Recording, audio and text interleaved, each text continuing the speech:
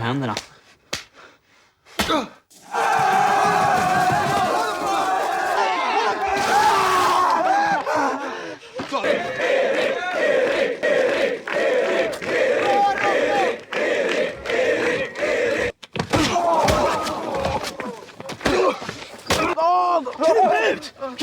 The story begins on a dinner table where a boy named Erik Ponti is having dinner with his parents. Suddenly, he drops his spoon, and his stepfather slaps him. His stepfather then tells him that they need to talk after dinner. Erik's stepfather takes him into a room. Erik is seen shirtless, and his stepfather is holding a belt. Erik's mother does not want to hear the sounds of the beating, so she starts playing the piano. The next day, Erik vents his frustration at school by beating up other boys. This becomes his daily routine. He releases all the anger from home onto the school bullies. Eventually, the principal calls him in and expels him from the school permanently. When Erik returns home, he meets his real father's friend, Gunnar, who is a well-known lawyer. Gunnar tells Erik that he can call him anytime if he ever needs help. Erik's mother then tells him that she already knows he has been expelled. She informs him that she has arranged his admission to another boarding school, Stjärnsberg. However, she makes him promise that he will not get into any fights there. Erik agrees and boards a train the next day, arriving at the new boarding school, which is located in another city.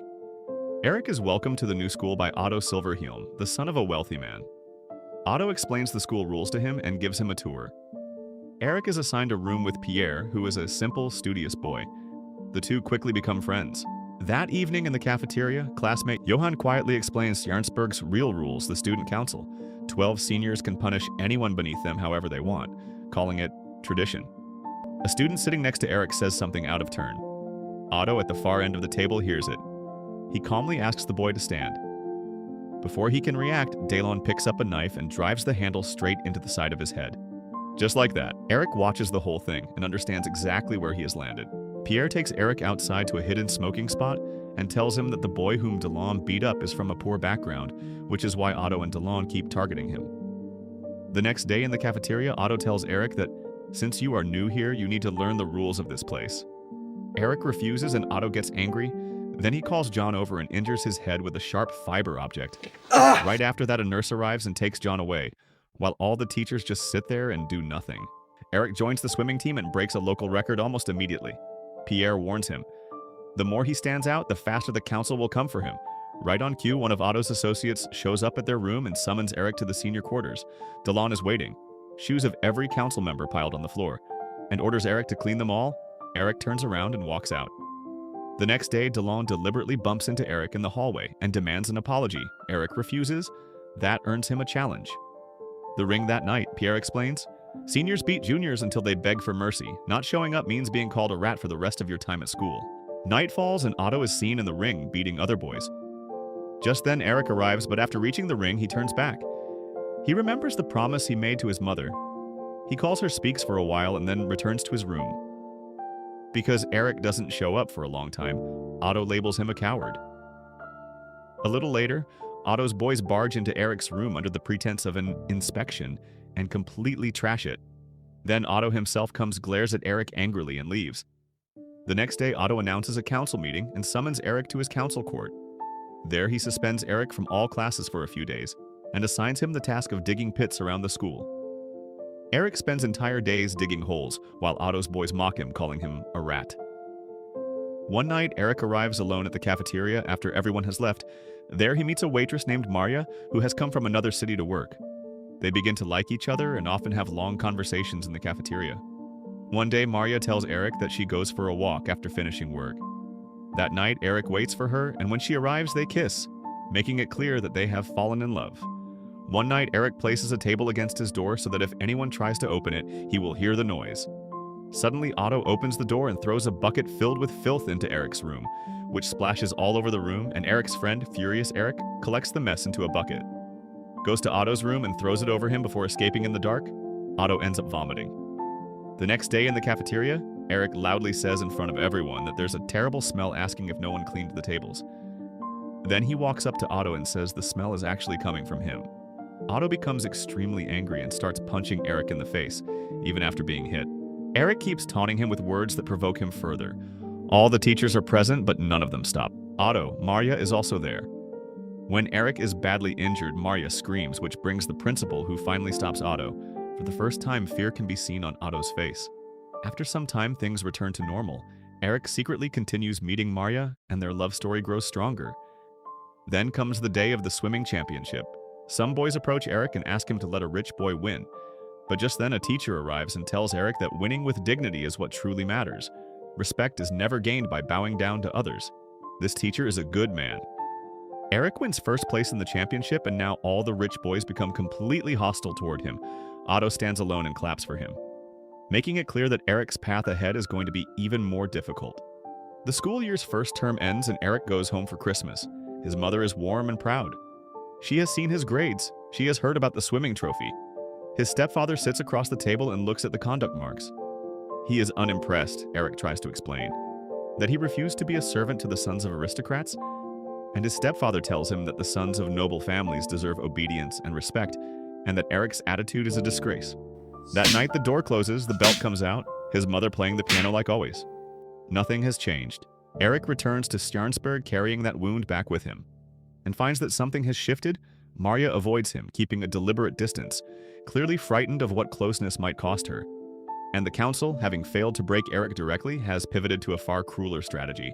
Pierre, who had survived for years while remaining missing in Stjarnsberg, suddenly starts appearing. Otto interrupts him during meals and targets him every day. The council calls him into meetings, and one night, Otto's companions suddenly come into Pierre's room and urinate on his bed. It works on Erik in a way nothing else has. He cannot stand watching his only friend suffer for the crime of knowing him. He makes a sacrifice. He quits the swimming team, voluntarily giving up the one arena where he had found real pride and legitimate respect, hoping the council will accept it as payment enough to leave Pierre alone. They do not. One evening, Erik is walking along the road when Dalon calls out to him from the window and invites him into the room, where Pierre is already there. Stripped, humiliated, with Dalon holding a lit cigarette inches from his chest, Erik steps forward immediately. He puts himself between Dalon and Pierre and volunteers to take the punishment himself. Dalon presses the burning cigarette onto Erik's chest. Erik does not flinch, does not make a sound. Pierre gets dressed and is told to appear at the ring. The following day, the next morning, Erik tries to convince Pierre not to go. They argue. Genuinely, the way only real friends argue, Pierre goes anyway. In the ring, he throws the first punch, landing it squarely on Otto's face. For one brief moment, it is extraordinary. And then Otto stops pretending to have rules and beats Pierre until he can barely stand. Pierre does not beg, does not apologize, does not give them the surrender they want. Erik watches from the side, tears he will not shed burning behind his eyes, and walks away. That night in their room, he promises Pierre that he will end this, that Otto will not win. The council has a new plan for Erik, a punishment that is not meant to humiliate him, but to quietly kill him. As part of his forced labor sentence, Erik is told to drive 4 posts into the ground, believing them to be for a table. As darkness falls, the real purpose becomes clear. Later that night, a group of 10 boys captures him and ties him to those same posts. He is tied to the posts with rope, doused with buckets of scalding hot water, then immediately drenched in cold water, and left outside in the freezing night air, bound, soaking, and alone. The plan is simple and deliberate. Hypothermia will look like an accident. Erik fades, time passes, and then Marya finds him. She unties him, half frozen, and brings him inside, staying with him through the night. It is the most intimate and the most devastating moment between them. Tenderness born directly out of near death. When Erik returns to the room in the morning, Pierre's side is empty. Everything is gone. On the bed, there is only a letter. Pierre has written that Erik is the only true friend he has ever had. He apologizes for choosing to leave rather than fight, but he cannot stay. He tells Erik not to give up, not to let them win. Erik holds the letter and says nothing for a long time. The biology teacher, who had genuinely loved Pierre, corners Erik and calls him a coward for not protecting his friend. It is the sentence that breaks the last lock. Erik walks into the cafeteria, finds Dalon, and challenges him and another of Otto's senior men to the ring. The seniors are almost gleeful. Finally, this stubborn freshman is going to get what he deserves. They are wrong. Erik defeats both of them with a cold, focused efficiency that leaves them sprawled on the floor before they fully understood what was happening. Agility, experience, and the muscle memory of a lifetime of surviving violence. Every eye in the room turns to Otto, who watches his 2 strongest men lose without being able to process it. Erik walks out of the ring without saying a word to Otto. He goes straight to the kitchen to find Marja. A woman there tells him, without meeting his eyes, that Marja was fired 3 days ago. She is already gone. Back to Finland. A few days later, a letter arrives from Finland. One of Otto's men immediately informs him about it, and Otto rushes to search Erik's room. Just then, one of Otto's associates spots the letter and immediately brings it to him. Otto tears it open and reads it aloud for everyone to hear. Marja's private words, her declaration of love, and the reassurance she offered Erik regarding her possible pregnancy. Otto takes the letter straight to the headmaster. Within a few hours, Erik is summoned. The headmaster announces his expulsion from the school. Erik offers no argument. He asks for only one thing, the letter, Marja's last keepsake. The headmaster locks the letter away in a drawer and tells Erik to forget the girl completely, as if she had never existed at all. Erik enters the cafeteria, his mind filled with memories of Marja. As he leaves the cafeteria, Otto sees him and taunts him. Erik makes one last call to his mother, but doesn't say anything. With under 24 hours left before he must leave, Erik tracks Otto through the woods outside the school grounds. Alone with his horse, far from the safety of his title and his counsel, he forces Otto to his knees. The boy who has terrorized an entire school for years crumbles instantly, begging, trembling, pulling out money as a bribe, then abandoning even that and simply weeping on the ground, vomiting from pure fear. Erik crouches down. He takes Otto's face in his hand and looks into his eyes, and tells him quietly and with absolute certainty that he is not going to hurt him. Not because he cannot, not because he is afraid of the consequences, but because he does not take pleasure in the suffering of people who cannot defend themselves. That line, he says, is the only line that has ever mattered to him. He stands up, he walks away, and Otto stays there on the ground, alone with his shame, smaller than he has ever been in his life.